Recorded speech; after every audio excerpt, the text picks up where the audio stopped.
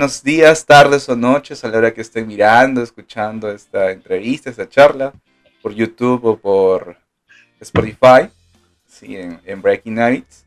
Bueno, compartimos un poco en esta temporada sobre charlas de psicología, ¿no? En este caso tenemos a la psicóloga María Garrido y nos va a comentar un poco sobre los diálogos interiores. Por favor, Miss, ¿se puede dar una pequeña presentación? Hola Daniel, buenas noches, buenos días, buenas tardes, como dices tú. Gracias por la invitación y bueno, comentarte, ¿qué te comento? Un poco de mí, Ujú. sí, Sí. ya bueno, como para que más o menos me conozcan aquellos que van a estar viendo este material. Ujú. No, bueno, mi nombre es María Garrido, como lo mencionó Daniel. Yo trabajo como psicóloga ya 12 años. Y bueno, en diferentes campos, pero en donde más me he desarrollado es en el área clínica y también de organizaciones, ¿no? Viene el tema de capacitación, de selección y el área clínica atendiendo a jóvenes y adultos específicamente, ¿no? Ujú. Entonces, para ello, pues tengo una formación en terapia gestal, que es la primera formación que tuve, donde más me he desarrollado, y bueno, adicionalmente algunos otros cursos relacionados a PNL, ¿no? Que es programación neurolingüística, relacionados a otras técnicas para poder manejar las emociones, ¿no? Para poder gestionarlas mejor. Que de repente si las empezamos a mencionar no se van a entender, pero, pero la idea es que hacia ese rubro es que yo me he orientado con respecto al tema de las emociones, la gestión de los pensamientos y en la población de jóvenes y adultos principalmente. ¿No? Trabajo en una institución universitaria actualmente, pero también desde que salí de la universidad, desde que me licencié, pues siempre me he dedicado a la atención particular. Así que es una rama que nunca dejé, que siempre he estado allí practicando, conociendo, viendo diferentes casos. Y justamente el tema que menciona Daniel, bueno, es el que le propuse, ¿no? Estuvimos conversando, Ujú. los diálogos internos, porque es todo un mundo. Esto es un Claro, tema muy, muy amplio. muy poco tocado quizás, pero que es sumamente importante para poder comprender qué pasa en la cabeza de la gente, ¿no? Claro, claro. Justamente hace una semana más o menos, una semana y media, escribí algo sobre lo que es esa vocecita, ¿no? Esa vocecita que esté con nosotros primero, desde nuestro día a día, desde que amanece hasta que nos vamos a dormir y desde nuestros primeros días, ¿no? Hasta el día que nos vamos de aquí, ¿no? En esa vocecita que nos acompaña, que nos dice o que conversamos muchas veces, ¿no? No al grado extremo, pero sí que lo tenemos todos nosotros, ¿no? ¿Cómo puede explicar un poco sobre esos diálogos que tenemos cada uno de nosotros? Uh-huh. Bueno, no es una enfermedad, ¿no? No es una enfermedad, hay que aclararlo porque algunas personas llegan a consulta mencionando que no aguantan las cosas que están pensando, que hay pensamientos que están constantemente allí dando vueltas y que no les deja dormir, no los deja estudiar, no pueden interactuar, que los alteran, ¿no? Y hay que recordar que el diálogo interno no es una enfermedad, es una característica de nuestra mente que nos permite justamente procesar las ideas, procesar nuestras experiencias de diferentes formas. Pero hay que diferenciar, ¿no? El diálogo interno entre los pensamientos que pueden ser funcionales, como de repente esas conversaciones que tenemos con nosotros para organizar nuestro día, para decidir qué vamos a comer, cómo nos vamos a vestir en tal ocasión, o qué vamos a hacer primero en la mañana y cómo vamos a acabar el día, como decía Daniel, ¿no? O sea, todo el día estamos nosotros teniendo conversaciones funcionales con nosotros mismos. Y por otro lado están esos pensamientos que podríamos denominar como negativos, como se suelen conocer, que son aquellos que de pronto no representan lo que estamos viviendo, sino que están distorsionando algo de la realidad que estamos viviendo en ese momento, ¿no? Entonces, y esto se mezcla con otras características de nuestra mente, ¿no? Como por ejemplo que nuestra mente es atemporal, no tiene tiempo, salvo que nosotros le digamos que hoy es hoy, esto pasó ayer, esto todavía no pasa. Y como no, y como en esos momentos, cuando estamos dialogando en nuestra cabecita, no estamos teniendo esa precisión, puede ser que ciertos pensamientos pues nos lleven a sentirnos ansiosos o profundamente tristes, o de repente experimentar alegrías muy fuertes porque recordamos eventos muy satisfactorios, ¿no? Y eso es lo que pasa, una condición, una característica de nuestra mente, pero que mal orientada o de repente orientada de manera descuidada, pues puede generar algunos problemas en nuestra salud mental. Sí, entonces eso sería el derivado, ¿no? Claro, el derivado, claro. a largo plazo. Uh-huh. Y estos diálogos interiores, si vamos al principio, lo aprendemos, sale de nosotros, ¿cómo podría darse o cómo se da en sí? Por ejemplo, en un niño, cuando comenta, ¿no?, que tiene sus amigos imaginarios, ¿no? Desde ahí podría decirse que ya tiene sus diálogos, ¿no?, esos diálogos interiores. Pero ¿cómo se inicia? Bueno, las neurociencias nos mencionan, Daniel, que es una característica de nuestra mente. Cuando nosotros aún no tenemos el habla, pues estamos generando información, procesando eventos a través de imágenes, por ejemplo, de acciones o de pequeñas reacciones. Pero cuando nosotros vamos adquiriendo el habla, ya no solamente pensamos o procesamos eventos con imágenes, sino también con palabras, porque ya tienen un significado especial, ¿no? Entonces, para poder generar las palabras, hay todo un proceso en nuestro cerebro que nos ayuda a darle significados especiales a lo que estamos pensando, a lo que estamos viviendo. Entonces, es allí de repente ya a partir de la edad en que nosotros vamos adquiriendo el habla, donde se empiezan a dar estos pequeños diálogos, ¿no? Cuando son pequeños, pues los niños se preguntan a sí mismos, ¿y por qué pasa esto? Y empiezan con la edad de los por qué, ¿no? ¿Y por qué? ¿Y por qué? ¿Y por qué? Quizás cuando son pequeñitos no se limitan tanto a decir las cosas, ¿no? Hay un menor filtro de repente para los niños porque ellos tienen curiosidad y los adultos estamos allí para mostrarles el mundo. Pero cuando vamos creciendo y vamos aprendiendo las normas sociales y vamos teniendo diferentes experiencias, pues también empezamos a callar ciertas expresiones. Y nuestros diálogos internos se intensifican, ¿no? Son más notorios. Es más notorio que estamos pensando algo para nosotros o que estamos compartiendo algo para otras personas, ¿no?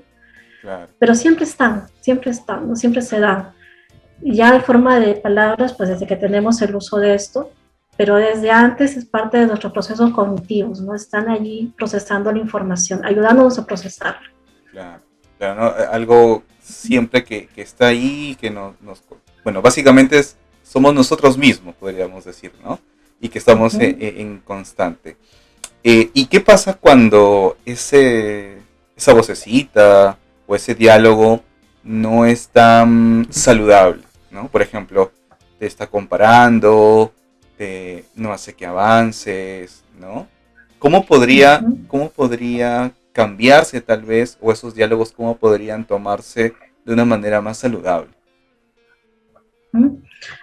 Es muy interesante lo que me mencionas, Daniel, porque en ciertas experiencias las personas empiezan a tener otra forma de interpretar las cosas, ¿no? Y y esa interpretación tiene que ver mucho con las experiencias tempranas, ¿no? Es lo que nos hablan las teorías del aprendizaje. Nosotros vamos comprendiendo el mundo a medida que vamos teniendo experiencias y esas experiencias también van sumando y van modificando la información. Entonces, pero para esta modificación, pues todo empieza acá, ¿no? Empezamos a interpretar, tratar de entender por qué esto y por qué lo otro.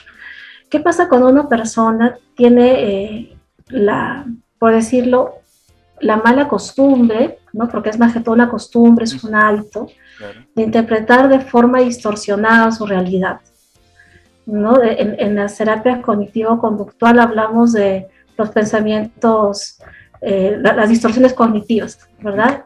Esos pensamientos irracionales, que son los que nos llevan a pensar que de repente alguien está hablando mal de mí, ¿no? Ujú. O que si alguien se está riendo de mí, o si de repente voy a exponer, pienso que todos me están juzgando, por ejemplo, ¿no? Es lo que pasa mucho con los chicos en la universidad. Claro.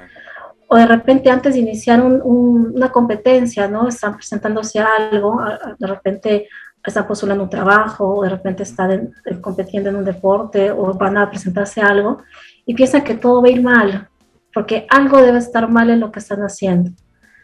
¿No? Es así más o menos cómo se ven sus pensamientos por una mala costumbre de solamente observar una parte de la experiencia. ¿No? ¿Qué podemos hacer frente a esto? Pues empezar a darnos cuenta, ¿qué pasa con mi diálogo interno? ¿Mi diálogo interno me limita? Es una primera pregunta. ¿Me siento a gusto con mi diálogo interno? ¿Es un diálogo que me motiva, que me incentiva, que me ayuda a calmarme, que me ayuda a recordar cuáles son mis recursos para poder afrontar los problemas? ¿O por el contrario, ¿no? Siento que mi diálogo interno me bloquea, me limita, me genera ansiedad, es como que me paraliza. Claro. Si el caso es lo segundo, entonces ya tendríamos que empezar a implementar otras estrategias, ¿no? Lo primero es identificar. Si mi diálogo interno me paraliza, entonces, ok, vamos a ir identificando cuáles son esas ideas. ¿Qué me digo? ¿No? ¿Qué me estoy diciendo para sostener ese estado emocional? ¿No? Algunas personas, por ejemplo, en consulta me dicen, me siento muy ansioso cuando voy a hacer tal o cual cosa. Ya, pero ¿qué te dices cuando estás sintiéndote así? Y no se dan cuenta. Se ha vuelto algo tan automático que no registran cuál es la idea o qué se están diciendo en ese momento que hace que se sientan de esa forma. Ujú. Entonces, ahí viene el otro paso, empezar a tomar conciencia de qué me estoy diciendo cuando me siento de tal o cual forma. Ujú. Algunos me dicen, bueno, me digo que no lo voy a lograr, que a mí siempre las cosas me salen mal, o que tal persona se está burlando de mí, o que, me va, a o que va a pensar mal de mí, ¿no? Y empieza toda la lista de interpretaciones inadecuadas sobre sí mismos, ¿no? Sobre la situación, distorsionadas sobre lo que están viviendo. Entonces, cuando ya identificamos esto, pues empezamos a cuestionarlo, ¿no? Claro. A Claro. cuestionar esta idea. Claro. Muchas personas no se cuestionan lo que piensan. Es parte a veces de nuestra crianza, ¿no? El Ujú. pensar que lo que ya está aquí, pues es una norma, es así, es Sí. parte yo soy así, nunca voy a cambiar, ¿no? Tal cual, tal cual. Y ahí Sí, es cuando uno empieza a cuestionar. sí, sí, justamente también en consulta me topo con las personas, hasta con el mismo entorno que a veces estoy, ¿no? En la mañana Ujú. estoy pensando que me salió mal el trabajo que hice ayer y hoy día estoy viendo que me siento mal, que no rindo para esto, ¿no? Entonces, por una cosa nada más ya se está acabando el mundo, ¿no? Entonces, a veces las personas no hacen esa autorreflexión, o si lo hacen para empeorar, ¿no? No lo hacen para mejorar, Ujú. sino a veces se empeora, ¿no? Entonces, hay que ver ese detalle en ello. Sí, em, cuando hablamos de diálogos interiores o el diálogo interior, tenemos que visualizarlo como nuestro yo, o como una persona más sabia o como un niño, para que la persona en cuestión lo tenga más representativo, o va a depender de cada persona. Mm, Es una pregunta muy interesante, Daniel, porque en la psicoterapia he Ujú. encontrado que muchas de estas creencias que tenemos sobre nosotros mismos, porque ¿qué sucede, no? Todo empieza empieza como un pensamiento, luego se vuelve una afirmación sobre nosotros, sobre lo que vivimos, luego esa afirmación se convierte en una creencia y luego se convierte en una conducta y luego en un hábito. Entonces esa es la cadena. Pero este pensamiento y esta creencia se afianzó en alguna etapa, ¿no? En alguna etapa de nuestra vida. Entonces, no podríamos decir que siempre es un adulto, es mi yo adulto el que está sintiendo miedo o el que está sintiendo ansioso. Gran parte del tiempo somos nosotros en alguna etapa anterior, a veces en nuestra infancia, en relación a nuestros padres, a nuestras sensaciones de abandono, a nuestras sensaciones de sentir que estamos pasando un momento difícil y no hay nadie que nos brinde soporte, o de repente nos hemos sentido avergonzados por X motivos y no hubo un adulto adecuado que nos pueda decir, oye, eso no está tan mal, mira, podemos resolverlo de esta forma, o que nos dé contención, ¿no? También puede haberse instalado en la adolescencia, porque la adolescencia de por sí es una etapa bastante caótica, donde todos estamos buscando justamente nuestra identidad, ¿no? Estamos buscando cómo quiero ser percibido, entonces pruebo diferentes estilos de ropa, pruebo diferentes estilos de pensamiento, me junto con un grupo, al año siguiente estoy con otro grupo de amigos, es porque estamos en esa búsqueda de identidad. Y en ese caos también nosotros vamos instalando ciertas creencias sobre nosotros mismos y el mundo. Y otras creencias más tendrán que ver con las etapas adultas, con la etapa adulta, ¿no? Con el trabajo, los estudios, el problema económico, la capacidad de poder hacer frente de forma creativa a los problemas. ¿Sí? Entonces, se va instalando, pero sí que hay una variedad de orígenes, ¿no? En relación a estas creencias, y las más fuertes, las más potentes, suelen estar en nuestra infancia o en los eventos traumáticos, ¿no? Aquellas situaciones que nos han marcado de alguna forma y que, como dijiste tú, terminamos generalizando a otros eventos de nuestra vida. Claro, claro. Justo rescato esta palabra de creencias, ¿no? Que está instaurado en todos, ¿no? ¿Cómo podemos cuestionar estas creencias que tenemos, ¿no? Por ejemplo, de las personas que están aquí, por ejemplo. Nosotros somos de Trujillo, ¿no? ¿Cómo podemos cuestionar nuestras creencias en las personas de Trujillo? O si nos ven las personas de otros países, de sus mismas culturas, ¿no? Porque a veces están instauradas y no las reflexionamos, no las cuestionamos, ¿no? En este caso, en estas creencias y que están junto con los diálogos interiores que tenemos, ¿cómo los podemos cuestionar? Bueno, es importante para eso enfocar la atención, ¿no? Enfocar la atención. ¿Qué estoy viviendo realmente? ¿No? ¿Qué me está pasando en este momento? Porque si yo solo me dejo llevar por mi creencia, por ese diálogo interior que ha hecho brotar una creencia que está instalada en mí, entonces me voy a remitir sin querer a alguna época anterior. No me estoy fijando ahora. Entonces lo primero es enfocar mi atención en el aquí y a la hora. ¿Qué está pasando en este momento? ¿De qué se trata ese problema? ¿Qué necesito resolver o qué necesito hacer para poder salir de esta situación problemática? Y cuando estoy allí, me doy cuenta que de repente la forma en que quiero proceder siento que no es posible.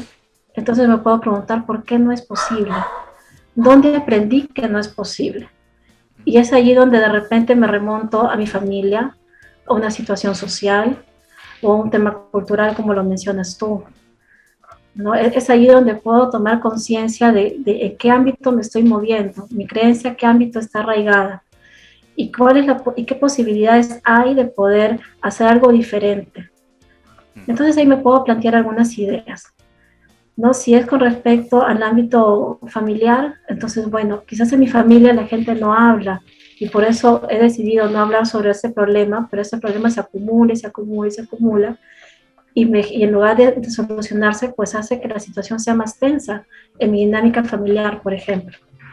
Entonces, en mi cabeza de repente tengo la creencia de que los problemas no se hablan, se resuelven ignorándolos. ¿Qué pasa cuando yo miro, me doy cuenta de esto, de repente, ¿no? Haciendo este análisis, lo cuestiono y digo, ok, ¿será realmente así? ¿Realmente así los demás personas resolverán sus problemas familiares? Entonces empiezo a cuestionar la situación, busco información sobre esto, hablo con un profesional, observo la realidad de otras personas cercanas a mí y me doy cuenta de que no, que hay otras personas que sí que hablan de su problema y que de repente no con todos, sino que buscan a la persona más cercana del grupo familiar para poder interactuar, pedir opinión, buscar apoyo, ¿no? Y empezamos a insertar o implementar una estrategia diferente. Y si hablamos de tema social sería otra cosa, y si hablamos de tema cultural sería más, ¿no? Y ahí hablamos ya de implementar quizás acciones mayores. Ahí estamos los profesionales de la salud y otros profesionales más que trabajan ya programas más grandes. Pero todo nace de poder cuestionar ciertas cosas que nosotros creemos que es la estrategia para solucionar, porque así el problema se calma. Pero ¿se calma o se soluciona? ¿No? Ahí vendría la pregunta también, ¿no?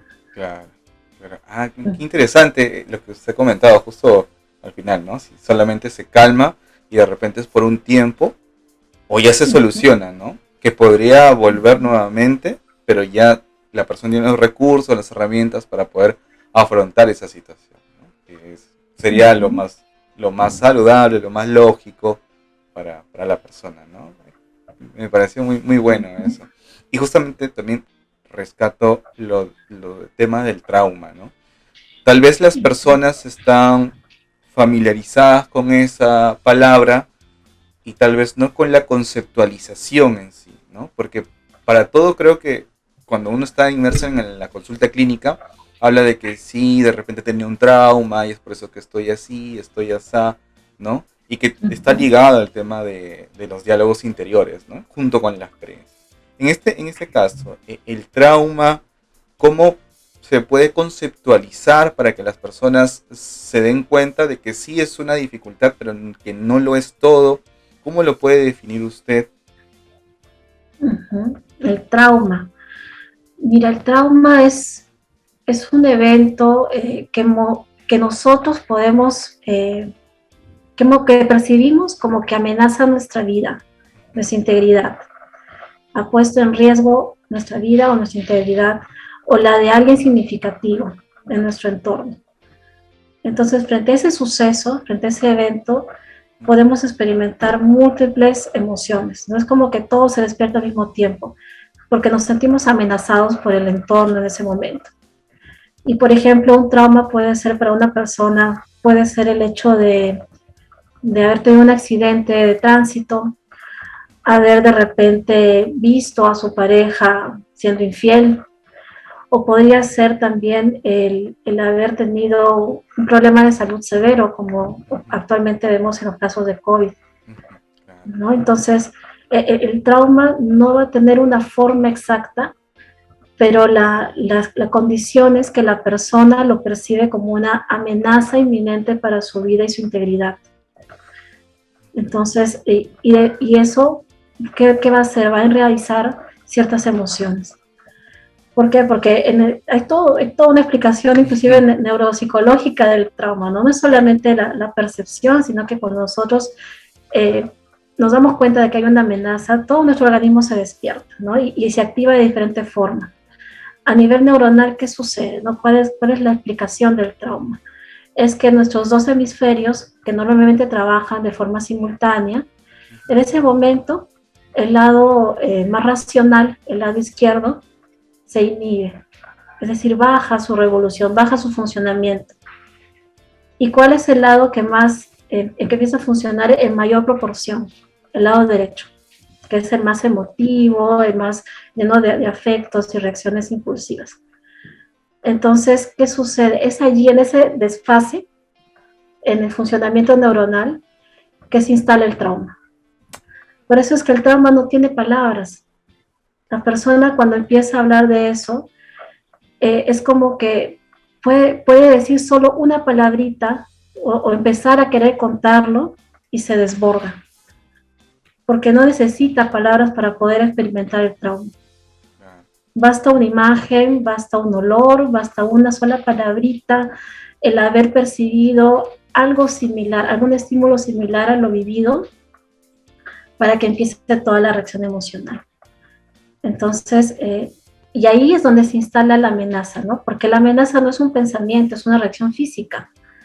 El organismo ha percibido amenaza, ha activado todas esas emociones, pero no logró conectarse con el lado izquierdo para interpretar qué está pasando, para saber qué sucede y para poder acceder a todas las posibilidades de respuesta, ¿no? Porque cuando ya la persona está calmada, ha pasado un tiempo, pues hablamos de esto, se desborda, pero ya en un estado racional te dice, yo podría haber hecho esto, debía haber hecho tal cosa, y empieza a sacar ideas de lo que podría haber hecho, muy racionales, Ujú. pero en el momento del trauma no es posible porque hay un desfase en nuestra química neuronal, en nuestro funcionamiento neuronal.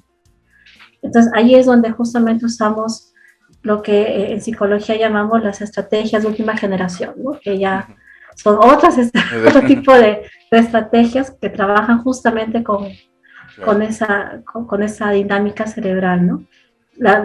Para hacer la doble estimulación y todo esto. Pero es así, ¿no? Por eso es que el trauma puede instalarse de forma tan rápida, puede ser rapidísimo y después de esto empieza nuestra interpretación. No es inmediata, es después. Y ese posterior muchas veces trae interpretaciones negativas. Yo debía hacer esto, no debía haber ido a otro sitio, de repente podría haber hecho otra cosa diferente para que esto no suceda. O si alguien murió por mi culpa, empezamos a pensar, murió por mi culpa, ¿no? Empiezan todas las situaciones que son posteriores a esa vivencia. Claro, ¿Mm? claro. Interesante lo que menciona, ¿no? Y, o sea, esto está sumamente conectado, ¿no? Porque imaginemos que a una persona en su línea de tiempo, ¿no? En cualquier momento que le haya pasado, ¿no? De repente tenga un accidente de tránsito y tenga estrés postraumático, ¿no? Que de repente consumimos recursos, que no haya asistido a terapia psicológica y todo eso, ¿no? Y de repente vivía con ese miedo, ¿no? De si hago algo, por ejemplo, si hago deporte en bicicleta, voy a tener mucho miedo de que de repente viva otro accidente, ¿no? Si de repente no me compro un carro porque tengo miedo de que otra vez me vaya a accidentar, ¿no?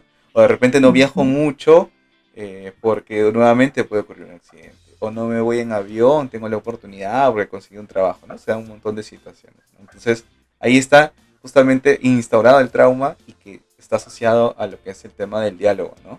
Y ese El diálogo diálogo. que nos estamos nuevamente machacando en lo mismo y en lo mismo y en lo mismo, y cuando ya hemos tocado fondo, recién estamos reaccionando, ¿no? Reaccionamos para poder hacer algo siquiera. Que ya lo están haciendo, Así. ¿no? Lo están haciendo, sin embargo, no dan los resultados. Y aquí es donde la ayuda profesional es hiper necesaria, ¿no? Muy necesaria. Con lo que Claro le que sí. comento, por ejemplo, de repente a alguien que nos está escuchando, ¿no? ¿Cuándo sería el momento indicado para poder asistir a una sesión psicoterapéutica, por ejemplo, ¿no? Porque de repente pueden pasar miles de cosas y que las personas están en constantes cambios y que pueden resolver sus cosas. Pero ¿cuándo sería el momento exacto, o no exacto en sí, pero cuándo sería el momento de alerta como para asistir, ¿no? a un especialista en este caso? ¿No? El momento sería cuando mi diálogo interno me para. Uy, problemas técnicos nuevamente. ¿Ya volví? Sí, Hola. ya volvió. Ahí está. Ya está. Está. El momento sería cuando me doy cuenta que mis diálogos internos me Ujú. paralizan, me limitan, no me permiten tener un desenvolvimiento normal en mi vida diaria. ¿No? Por ejemplo, la persona que ha sufrido un accidente de tránsito y ya no puede volver a subir a su carro, y ya no puede dormir, o sueña que se está accidentando. O la persona que ha perdido a un familiar, ¿no? En ese tiempo y de repente ha pasado 6 meses, ha pasado un año y continúa diciendo de que está de viaje. Uy, problemas técnicos nuevamente. Esto pasa en los podcasts. No, no hay problema por eso. Acá Esto, estoy, esto ya pasa, volví. sí, esto pasa siempre, siempre, no hay problema por eso. La gente debe estar acostumbrada. Ya bien que está acostumbrado. Claro, ¿no? Entonces es eso, ¿no? O por ejemplo, lo que se ve mucho en los casos de abuso sexual también, ¿no? Claro, tema delicado. Un tema tan delicado que a veces no sabemos cómo manejar como familia y dejamos pasar el tiempo, ¿no? De repente la persona, la señorita o el joven, sigue con su vida, ¿no? Pero llega una etapa en donde la vida sexual pues es mayor, entramos a una etapa de la juventud, donde el contacto es mayor, la cercanía es mayor y se detonan otra vez estas emociones, estos problemas. entonces ese trauma, ¿no? claro. Entonces el diálogo interno que aparece es en torno a la etapa que ha vivido, la situación que vivió, Ujú, y la bloquea o lo bloquea, lo limita. Entonces es importante recordar eso. Si algún diálogo interno me está bloqueando, me está limitando, me paraliza, es un indicador de que necesito revisar algo de esa experiencia. Necesito empezar a resolver algo de eso. claro, claro. Entonces, para la gente que nos ve, nos escucha, ya sabe si es que está pasando algo, que vayan a consulta, ¿no? No hay ningún problema, ¿no? Y siempre es bueno, ¿no? Así, ojalá que en algún momento, así como existe el médico de cabecera, también existe el psicólogo de cabecera, ¿no? Existe mi psicólogo, a ver qué Ajá. piensa, ¿no? A ver Claro que qué... sí, sería excelente que toda la gente piense así, porque a veces todos necesitamos a alguien con quien darle vuelta a nuestros Ajá, pensamientos, ¿no? O claro. sea, darle vuelta un poquito y darnos cuenta de qué estoy pensando, ¿no? Hay ejercicios, por ejemplo, en la terapia narrativa que nos ayudan a observar nuestros pensamientos, ¿no? De repente aquellos que están escuchando esto y sienten que hay diálogos internos que los bloquean, que son muy caóticos, que a veces aparecen en la noche y no les deja dormir, por ejemplo. Entonces, tomen una hoja, escriban lo que están pensando, pero no en orden, no bonito, porque nuestros pensamientos no son así, normalmente no son Claro. así. La idea es que vayan saliendo tal como van apareciendo en su mente, aunque no haya coherencia entre una línea y la otra, hasta que sienten que ya no hay más que escribir. Y cuando terminan de escribir, léanlo, vean qué estoy pensando, observen sus pensamientos. Después de eso, brillan, ¿con qué me quiero quedar? De todo esto, ¿qué me sirve? ¿Qué me sirve para poder tomar una decisión? Ya sea para hablar, ya sea para concretar algo, para negociar lo que necesiten hacer o para pedir ayuda de repente, ¿no? Claro. Pero observen sus pensamientos. Es súper interesante poder no solamente tenerlos acá, sino verlos y darnos cuenta de, oye, todo esto me estoy diciendo mañana, tarde, noche. Es en serio. La gente se sorprende mucho cuando ve eso. Claro, ¿no? Y a veces no se toma en cuenta, ¿no? Vivimos como que en automático, ¿no?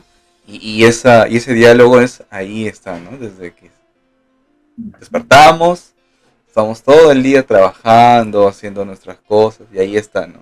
Miles de... Justo había leído un artículo, creo que tenemos 60.000 pensamientos al día, si es que no me equivoco. O va por ahí, o va por ahí. De los cuales el 90% no somos conscientes y solamente somos conscientes con el 10% y menos todavía, ¿no? Entonces es alucinante todo lo que podemos pensar, ¿no? Y cuando hablamos de esto, justamente, ¿no? El hecho del diálogo interno está asociado a lo que nosotros hacemos entonces, ¿no? Si pensamos que o asumimos un rol de no puedo hacerlo, estoy o me siento incapaz de hacerlo, adoptamos ese tipo de comportamiento al momento de realizar las cosas. ¿Es esto cierto o no es cierto? Claro, claro que sí. Es totalmente cierto. Recordemos, ¿no? Nace como pensamiento, se convierte en una afirmación. O sea, es decir, puedo pensar, no sé hacer esto. Y después afirmo, yo nunca sé hacer esto. O nunca sé hacer tales cosas. Y luego se vuelve una creencia. Porque cuando voy a hacer algo, ya me lo voy diciendo. Ujú. No va a salir tan bien porque tú nunca haces las cosas bien. Mm, Y finalmente se termina concretando en una acción porque de pronto buscaré en lo que hago, buscaré algún error. Aunque para otros no sea evidente, no sea un problema, mi mente estará buscando el error en lo que hago, para reafirmar que realmente tenía razón, que yo soy así, que no puedo hacer las cosas mejor, que las cosas no pueden ser diferentes. Y eso suele pasar mucho, la gente no dice estoy aburrido, yo soy aburrido, ¿no? O yo soy claro, aburrida. ¿no? O no dicen, me es difícil socializar con algunas personas. No, dicen, yo no sé socializar, yo soy, lo que dicen erróneamente, ¿no? Dicen, soy antisocial, cuando ni siquiera eso, Ni siquiera eso eso es. se debería decir. Claro. Exacto. ¿No? Entonces, terminamos concretando esta idea de tal forma que nosotros nos convertimos en eso sin querer. Y cuando empezamos a cuestionar la idea, nos damos cuenta de que realmente no somos eso, ¿no? Que eso es una de las muchas posibilidades que existió en algún momento. Claro, claro, ¿no? Entonces asumimos ese rol, ¿no? Y a veces no nos damos cuenta que simplemente es su mismo pensamiento dándole vuelta a lo mismo y es ese mismo comportamiento, ¿no? Que se está realizando, ¿no? Pero solamente somos, bueno, es esa parte de nosotros, ¿no? Que somos mucho más, ¿no? Como se comenta, Claro. ¿no? El problema es el problema, la persona es la persona y puede hacer muchísimas más cosas en este Y, aspecto. y podemos usar el mismo mecanismo para los pensamientos que nos van a ayudar, los funcionales, ¿no? O los motivadores, si queremos llamarlos así, ¿no? Claro. Puedo pensar que esto es un obstáculo, o puedo pensar que es una oportunidad. Y de repente de esa experiencia negativa, que aparentemente es negativa, yo me puedo preguntar, ¿qué aprendí de mí frente a esa experiencia? Ujú. ¿Qué aprendí de mí, no? O sea, no solamente qué aprendí del resto o qué me enseñó esa vivencia, sino qué aprendí de mí, o sea, qué soy capaz de hacer yo frente a esa experiencia. Aprendí que puedo hablar de mis problemas, aprendí que puedo buscar ayuda, aprendí que cuando estoy triste puedo atenderme a mí misma, de repente teniendo paciencia, hablándome con respeto, tratándome con amor, manteniéndome en casa si no quiero salir en ese momento, Ujú. dándome espacio para... Nuevamente los problemas técnicos. No hay problema. Ya regreso. Hola, Ya ya está. volví. O de repente les tocó Nuevamente los problemas técnicos. Esto sí me pasa. No hay problema. hola, hola, Ya está, ya está, ya está. ya está. O de repente le tocó ya ser de líder en algo, ¿no? Y es la primera vez que le tocó liderar algún proyecto, algún trabajo. Y oye, al final también es bueno decir, aprendí que puedo ser líder, que Claro. puedo organizar, que si bien es cierto, Esos instantes siempre pasan. estos aspectos de mejora. Ah, sí. Y se fue de nuevo. Se No fue. puede ser. Es que hay una interferencia, ¿no? Cuando se habla de esos temas tan bonitos y que según se puede extender, ¿no? Hablar un montón y un montón y un montón. El internet es así, no hay ningún problema. No pasa nada. Vamos a esperar, ¿no? Pero esto de los diálogos interiores es súper ¿Escuchas? interesante. Sí, sí se escucha. La escucho, pero su imagen está congelada. Bueno, entonces, pero sí me escucho. Sí la escucho. Y ya no la escucho. Ya no la escucho, ya no la escucho. Ya, Mío, ya no la escucho. ¿qué pasará? Aquí podemos hacer un corte, sedita. No pasa nada. Más bien, apague su cámara. Creo que sí. A Apague ver, su cámara y nuevamente préndala. De repente ahí. a ver, espérate. Ya, Ya está. Ya la recuperamos. ya volví. Ya, ya la recuperamos. De a pocos, de a pocos. ¿No? Entonces hablaba de eso, ¿no? Que también podemos, hemos de preguntarnos también, ¿no? ¿Qué aprendí de mí en esa experiencia? ¿Qué Claro, aprendí? claro, las Uh-huh. experiencias, ¿no? ¿Por qué? Porque el poder revisar eso va a nutrir nuestro diálogo interno de otra forma.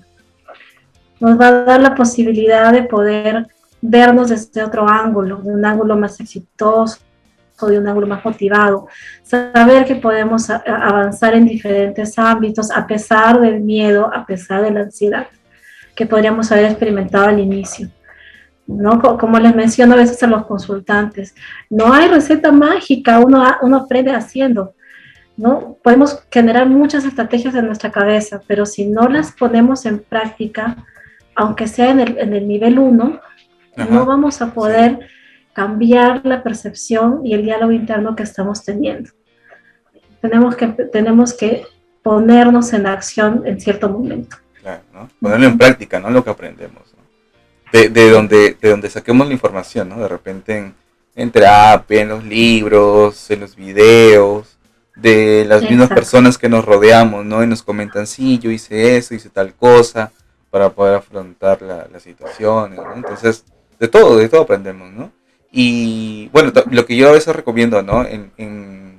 Durante la semana, algunos días, ¿no? Hacer una autorreflexión de lo que ha pasado, ¿no? Y de cómo estoy avanzando, ¿no? O cuáles son esos pequeños cambios que he tenido en relación a este problema que estoy teniendo, ¿no? ¿Va mejorando, no va mejorando? ¿Qué estoy haciendo de nuevo de repente? ¿O qué estoy implementando en mis hábitos para poder mejorar, ¿no? Y a veces no nos damos cuenta, ¿no? Porque cuando pasa de Ujú. semana a semana y vuelven a consulta y ¿qué has visto de cambios? No, nada, todo igual. Y cuando uno comienza a conversar un poco sobre ellos, ¿no? Y en este día que te pasó, ah, sí, hice esto, hice lo otro. Ah, entonces sí ha habido un pequeño cambio, solamente que no te has dado cuenta, ¿no? No has sido consciente, Ujú. no has sido consciente Ah, de esto, ¿no? Muy bien. Sí, qué interesante esto del tema de diálogos interiores y podemos pasarnos un montón de tiempo hablando. Pero, muchísimo.